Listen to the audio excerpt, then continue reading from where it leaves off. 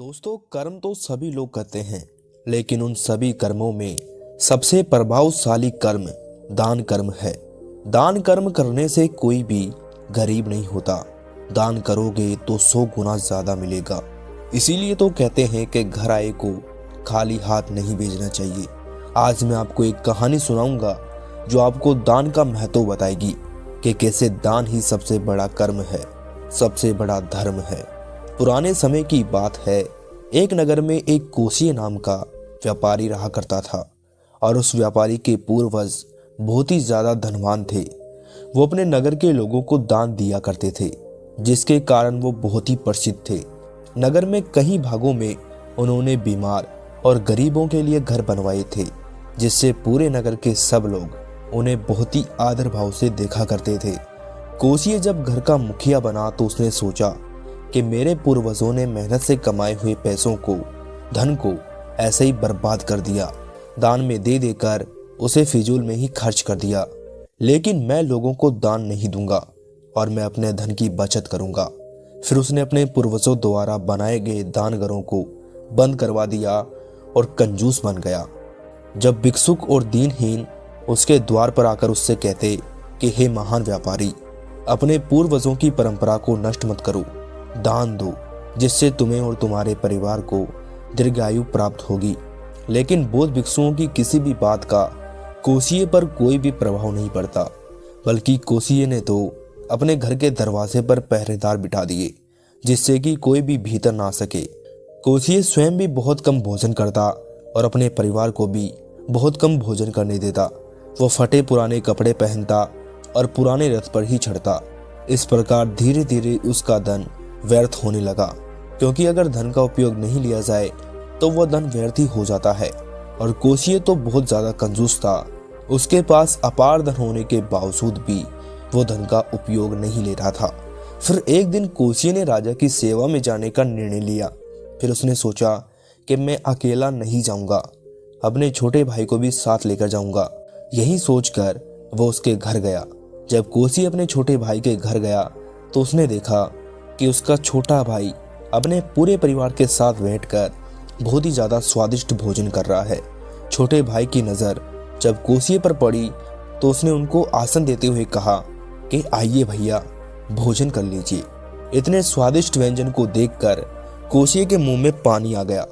उसे खाने की प्रबल इच्छा थी, लेकिन उसने सोचा कि मैं मेरे छोटे भाई के यहाँ भोजन खाऊंगा तो फिर मुझे भी इसे बुलाना पड़ेगा और इसमें मेरा धन बर्बाद हो जाएगा। ऐसा विचार करके उसने भोजन के लिए मना कर दिया।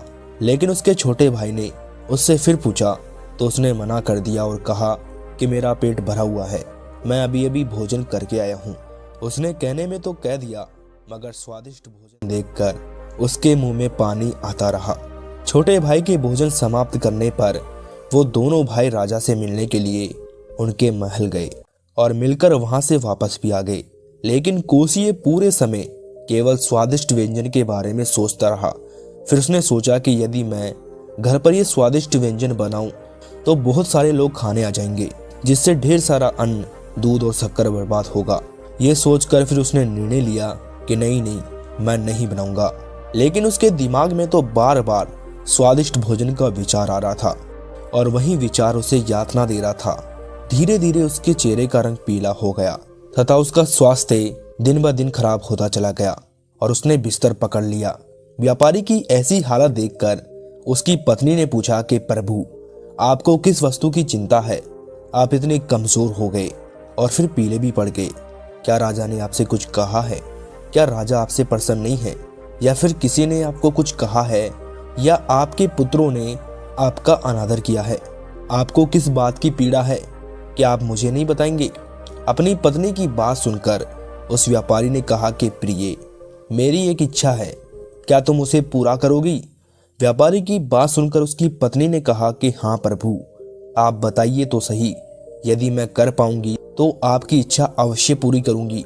फिर कोसीय ने अपनी पत्नी से बोला कि प्रिय, मैंने कुछ दिनों पहले अपने छोटे भाई को स्वादिष्ट व्यंजन खाते हुए देखा और तभी से मैं भी ये स्वादिष्ट व्यंजन खाना चाहता हूँ।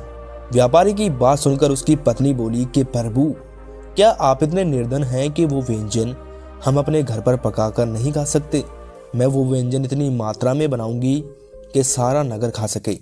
अपनी पत्नी की बात सुनकर कोशिये अत्यधिक उत्तेजित हो गया और वो अपनी पत्नी पर चिल्लाते हुए बोला कि मैं जानता हूँ कि तुम बहुत ज्यादा संपन्न हो, लेकिन क्या तुम ये धन अपने पिता से लेकर आई थी जो पूरे नगर को खाना खिलाना चाहती हो? व्यापारी की बात सुनकर उसकी पत्नी को बहुत बड़ा हास्य हुआ। फिर कुछ सोचकर उसने कहा कि प्रभु, फिर मैं इतना व्यंजन बनाऊंगी जितना कि हमारे पड़ोसियों के लिए पर्याप्त हो। यह सुनकर कोशिये ने फिर कहा कि तुम्हें अपने पड़ोसियों से क्या लेना देना है, वो अपने घर में भी पका के खा सकते हैं।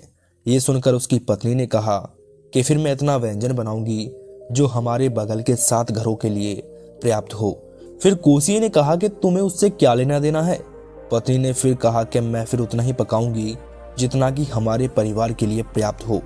कोशिये फिर सीजा और बोला कि तुम्हें उन सब से क्या लेना देना है? व्यापारी की बात सुनकर उसकी पत्नी ने कहा, तो प्रभु, फिर मैं आपके लिए और मेरे लिए पकाऊंगी। कोशिये फिर भी अपनी पत्नी से असहमत होकर बोला कि तुम कौन हो और तुम क्यों खाओगी? तब अंत में उसकी पत्नी ने कहा, तो प्रभु, मैं सिर्फ आपके लिए पकाऊंगी। फिर कोशिये ने अपनी पत्नी से कहा कि रहने दो, तुम मेरे लिए मत पकाओ। यदि व्यंजन बनेगा तो कहीं लोग उसे खाने की चाहत रखेंगे। तुम बस इतना करो कि तुम मुझे थोड़ा सा अन्न, चीनी और दूध दे दो। मैं जंगल में जाकर स्वयं पकाकर खा लूंगा। फिर व्यापारी की पत्नी ने उन्हें सभी सामग्रियां दी थी। फिर व्यापारी ने गुप्त वेश धारण कर लिया और उसने एक सेवक को बुलाया और उस सेवक के साथ सारी सामग्री लेकर चुपचाप वन की तरफ चला गया। वहां पर पहुंचकर व्यापारी ने एक बड़े से पेड़ के नीचे एक चूल्हा बनाया और उस सेवक को सूखी लकड़ी लाने के लिए भेज दिया, जिससे कि वो भोजन पकाकर खाएगा। जब वो सेवक लकड़ी लेकर आया तो व्यापारी ने सेवक से कहा कि अब तुम जा सकते हो और सड़क के किनारे मेरी प्रतीक्षा करना, और यदि तुम किसी और को इस तरफ आते देखो तो मुझे बताना, और एक बात और, जब मैं बुलाऊं तभी इधर आना। इस प्रकार कोशिये ने वन में स्वादिष्ट व्यंजन बनाया। तभी उस जंगल में ध्यान कर रहे कुछ बौद्ध भिक्षु की नजर कोशिये पर पड़ी और उन्होंने विचार किया कि इसके पूर्वज तो कितना दान पुण्य करते थे और ये कितना बड़ा कंजूस है। ये ना तो स्वयं पेट भरकर खाता है और ना ही अपने परिवार को पेट भर के खाने देता है और ना ही ये किसी को दान देता है। यही सोचकर वो सभी बौद्ध भिक्षु व्यापारी की तरफ चल दिए और फिर उन बौद्ध भिक्षुओं ने व्यापारी के पास जाकर उससे पूछा कि भाई, नगर जाने का रास्ता किस ओर है? यह सुनकर कोशिये ने उन बौद्ध भिक्षुओं से कहा कि क्या तुम्हें नगर जाने का रास्ता भी पता नहीं? फिर उसने इशारा करते हुए कहा कि उस ओर चले जाओ। यह सुनकर वो बौद्ध भिक्षु कोशिये के और भी ज्यादा नजदीक आने लगे। ये सब देखकर कोशिये चिल्लाया, क्या तुम सभी लोग बेरे हो? तुम्हें समझ में नहीं आ रहा कि रास्ता उस तरफ है? फिर मेरी तरफ क्यों आ रहे हो? नगर जाने का रास्ता उस तरफ है, उस तरफ जाओ, इस तरफ मत आओ। लेकिन फिर भी बौद्ध भिक्षु उस व्यापारी की तरफ बढ़ते चले गए और उन बौद्ध भिक्षुओं ने व्यापारी से कहा कि भाई, तुम इतने चिल्ला क्यों रहे हो? यहाँ हमें आग और धुआं दिख रहा है और यहाँ तो बहुत अच्छी खुशबू आ रही है।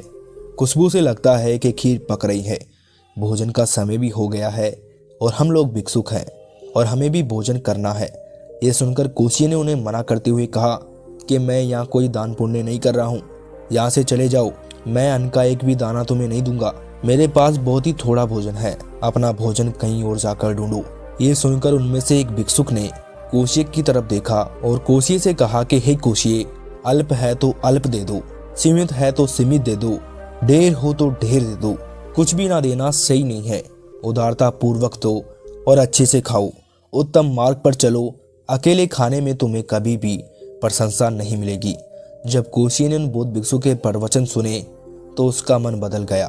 फिर उसने सभी बौद्ध भिक्षुओं को स्वादिष्ट व्यंजन परोसा। उन बौद्ध भिक्षुओं ने पेट भरकर भोजन कर लिया, लेकिन उनके खाने के बाद भी स्वादिष्ट व्यंजन की मात्रा में कोई कमी नहीं आई। यह देखकर कोशिये को बहुत अचरज हुआ। बौद्ध भिक्षु कोशिये के मन की स्थिति को समझ गए थे और फिर वो कोशिये से बोले कि बेटा, दान करने से तुम्हें कोई कमी नहीं आती। तुम जितना दान करोगे उतना ही तुम्हारे पास लौटकर वापस आएगा। तुम्हारे पूर्वज खूब दान किया करते थे, जिस कारण कभी उनके पास किसी चीज की कोई कमी नहीं हुई, बल्कि इस संसार में सभी लोग उनको जानते हैं। लेकिन तुमने अपनी कंजूसी के चलते अब तक कोई भी दान नहीं किया है।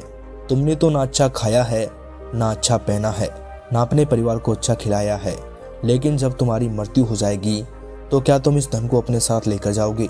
जब तुम इस धन को साथ नहीं ले जा सकते तो इसका बचा कर करोगे भी क्या? इसीलिए बेटा, अच्छा खाओ, अच्छा पहनो और गरीबों की और दीन दुखियों की मदद करो। भगवान का शुक्र मनाओ कि उन्होंने तुम्हें देने वाला बनाया है, लेने वाला नहीं।